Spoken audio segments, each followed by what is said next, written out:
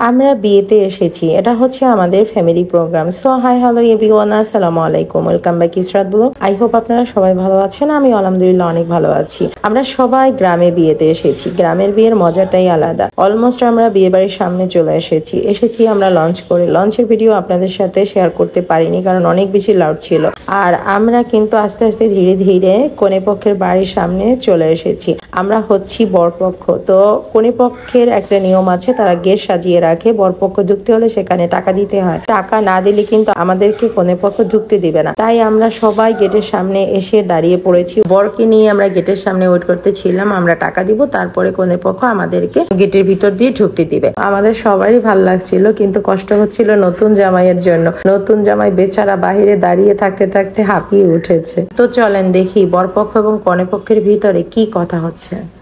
একজনের সামনে আসে, এই তো সামনেই তো আমরা পিছনে মানি নাই তো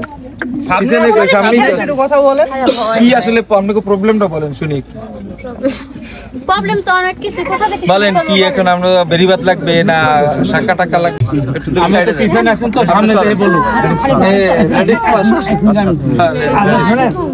আপনার এদিকে কষ্ট করতেছেন, আপনার এই মিষ্টি কে দিকে আপনারা যে রাস্তায় দাঁড়িয়েছেন না, মানে এই রাস্তাটা আমাদের মেরামত করবেন। মানে আপনাদের কষ্ট হয়েছে না, পরবর্তীতে মেরামত করার জন্য আপনি কে? হ্যাঁ আপনি আমাদের প্রতিনিধি। আমি এখানে প্রতিনিধি না, মেম্বার না চেয়ারম্যান? মেম্বার মহিলা না পুরুষ মেম্বার? না উত্তর প্রশ্ন করতে আপনাদের আসতে কষ্ট না হয়। উত্তরগুলো দেন। কি মেম্বার আপনি এটা বলেন? সংরক্ষিত আসন না নির্বাচিত? নির্বাচিত, অবশ্যই নির্বাচিত। কে বলতেছে নির্বাচিত? এরা বলতেছেন এরে মানেন এরে আপনি? আমার তো বিশ্বাস হয় না। আপনার বিশ্বাসের কথা বিশ্বাস করে না, প্রমাণ তো এখানেই আছে না।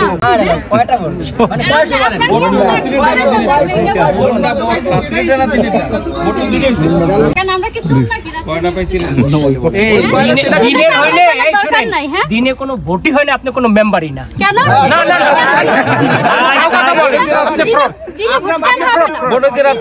দিনে কেন ভোট হবে না এটা বলেন? ভোট হয়েছে তো রাতে আমাদের।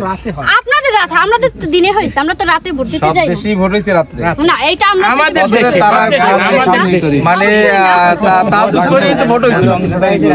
দেরি করে না তাজুদ করে ভোট হয়েছে। আপনাদের ওইখানে তো রাতে ভোট হয়েছে না। যারা চোর এরা রাতে ভোট দেয়, আমরা তো চোর না। হ্যাঁ, এরপরে কি ভোট তো পাই না পই নির্বাচিত না, তাই কি বলেন? এই যে রাস্তাটা আপনি আসছেন, আপনাদের আসতে অবশ্যই কষ্ট হয়েছে। হ্যাঁ, তা আপনি ভোট পেয়ে মেম্বার হইলেন, কিছু করলেন না, আমরা আইলাম আর আমাকে আটকাইলেন, তাহলে লাভটা কি?